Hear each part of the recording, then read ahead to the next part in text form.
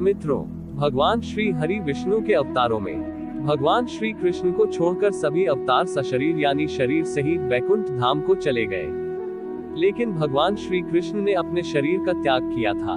वह क्यों और कैसे, ये हम आगे किसी वीडियो में बातें करेंगे। आज हम बात करेंगे भगवान श्री हरि विष्णु के वामन अवतार के बारे में। इसका कुछ वर्णन नरसिंह अवतार के 45वें अध्याय में मिलता है। मित्रों, यदि आपको हमारी वीडियो पसंद आती है तो कृपया वीडियो को शेयर और चैनल को जरूर सब्सक्राइब करें। मित्रों, वह धर्म ही क्या जो लोगों से छिपाया जाए। मित्रों, भक्त प्रहलाद के वंशज राजा विलोचन के पुत्र राजा बलि महान पराक्रम और बल से संपन्न होकर इंद्र आदि समस्त देवताओं को जीतकर त्रिभुवन का राज्य भोग रहे थे। देवलोक का राज्य चले जाने के कारण इंद्र आदि सभी देवतागण बहुत दुखी हो गए थे। सभी देवताओं की ये दशा देखकर महर्षि कश्यप जी की पत्नी देव माता अदिति ने श्री हरि विष्णु की घोर तपस्या की। माता अदिति की तपस्या और स्तुति से प्रसन्न होकर भगवान श्री हरि ने उन्हें दर्शन दिए और बोले, मैं धर्म की स्थापना के लिए तुम्हारे पुत्र के रूप में जन्म लूंगा। ये बात कहकर श्री हरि अंतर ध्यान हो गए। कुछ समय पश्चात समय आने पर महर्षि कश्यप की पत्नी अदिति के गर्भ से भगवान श्री हरि विष्णु वामन रूप में प्रकट हुए। श्री हरि के वामन रूप में जन्म लेने के कारण परमपिता ब्रह्मा जी वहां आए। परमपिता ब्रह्मा जी ने उनके जात कर्म आदि समायोचित संस्कार संपन्न किए। उपनयन संस्कार के पश्चात वे सनातन भगवान वामन ब्रह्मचारी माता अदिति की आज्ञा लेकर राजा बलि की यज्ञशाला में पहुंचे।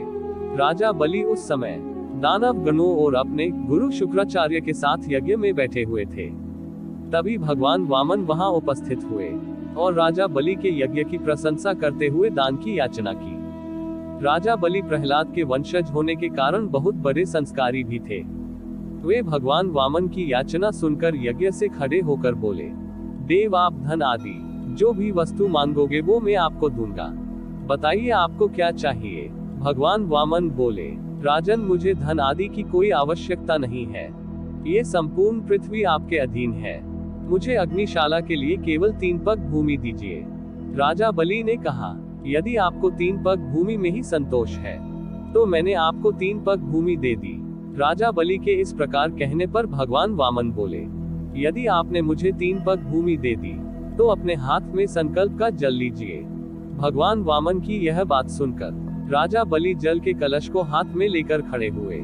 तभी दैत्य गुरु शुक्राचार्य जी ने अपनी दिव्य दृष्टि से भगवान वामन को पहचान लिया। गुरु शुक्राचार्य जी राजा बलि से बोले, ये भगवान श्री हरि विष्णु है और ये छल से 3 पग में आपका संपूर्ण राज्य छीन लेंगे। आप संकल्प मत करना।